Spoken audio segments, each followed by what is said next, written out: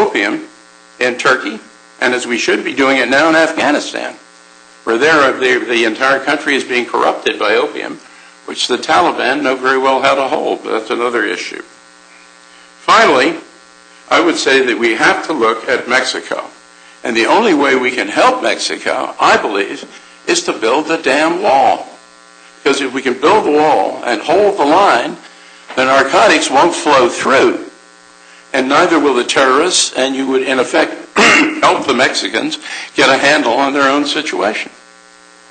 The only other thing which we're trying to do, but ineffectively, in our Congress, due to, let's say, some ridiculous local politics in the interests of extreme environmentalists and a few greedy labor unions, is trade with our friends in Latin America.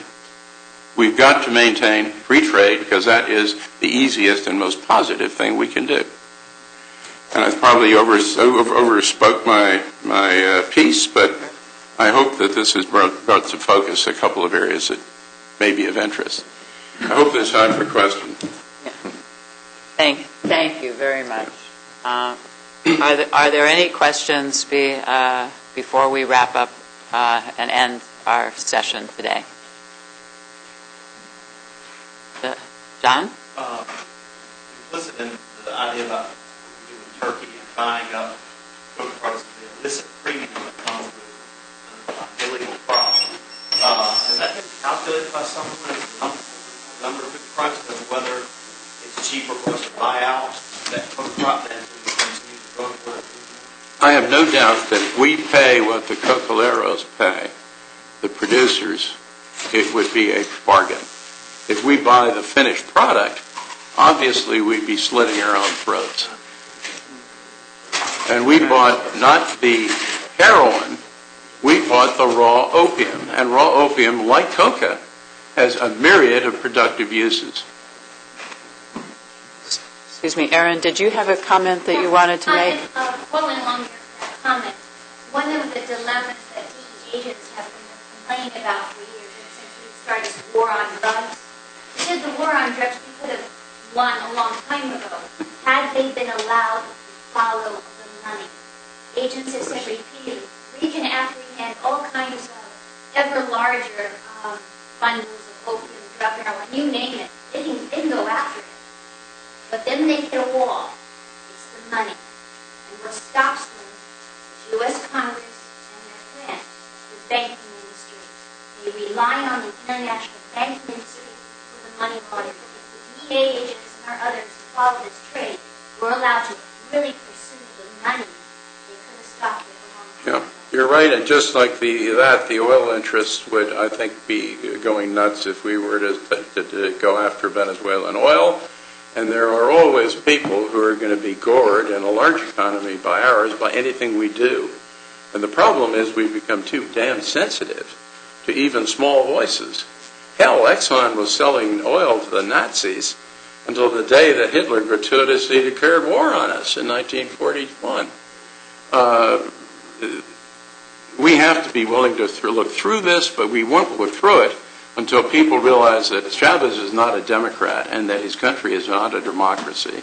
And I think of a lot of our members of Congress and government are still choose to be taken in by this ploy.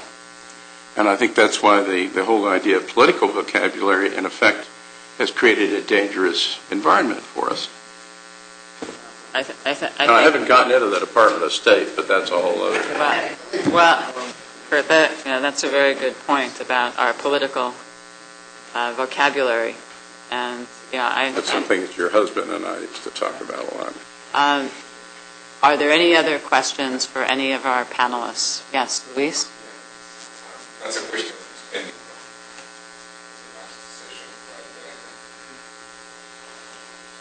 The enormous Latin American countries actually are enjoying the fact that China Scheidenfreude. Front. Yeah. And the American posture.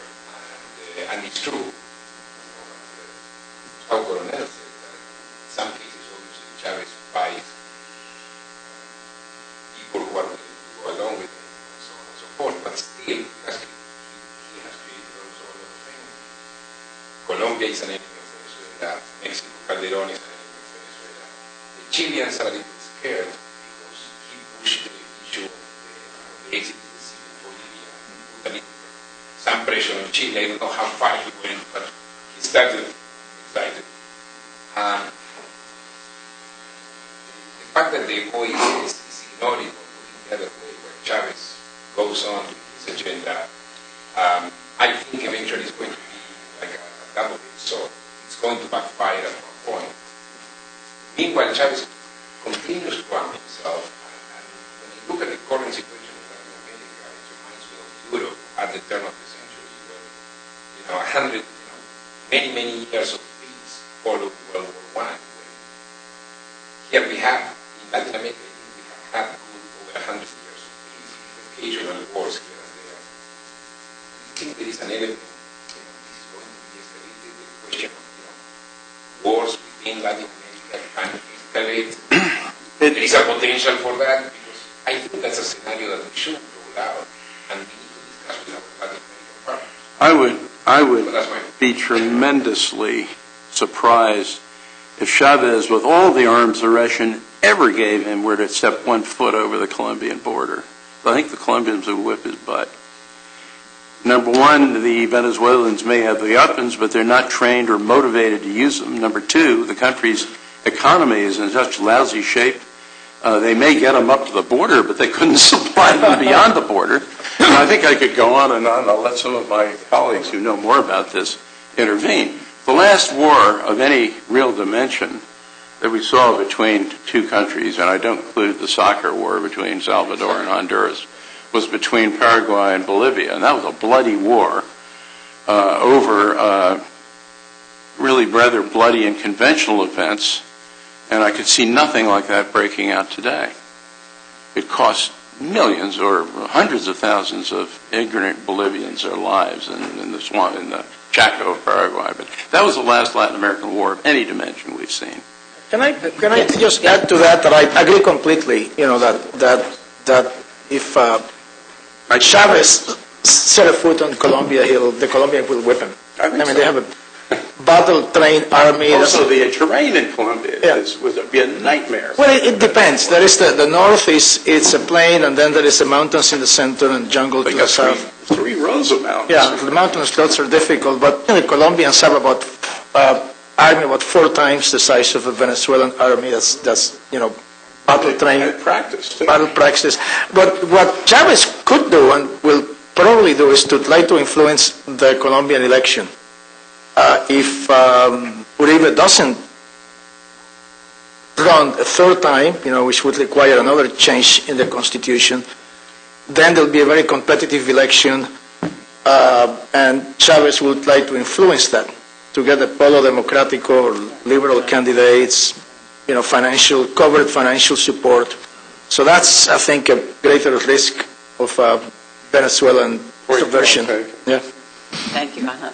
I want to thank everybody for coming and participating today, and hopefully this has been of interest to you.